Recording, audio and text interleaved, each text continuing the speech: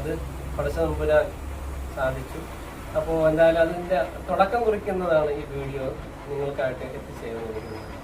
നിങ്ങൾക്കുള്ള പ്രയാസങ്ങൾ, നിങ്ങൾക്കുള്ള ബുദ്ധിമുട്ടുകൾ നിങ്ങൾ എനിക്ക് വാട്സപ്പിൽ എൻ്റെ നമ്പറിൽ അയക്കുകയും ശേഷം ഞാൻ പറഞ്ഞതുപോലെ നിങ്ങൾ ഹീലിംഗ്, ഡിസ്റ്റൻസ് ഹീലിംഗ് എടുക്കുകയും ചെയ്താൽ നിങ്ങൾക്കൊരു പരിധിവരെ നിങ്ങളുടെ രോഗങ്ങൾക്ക് ആശ്വാസമാണ്.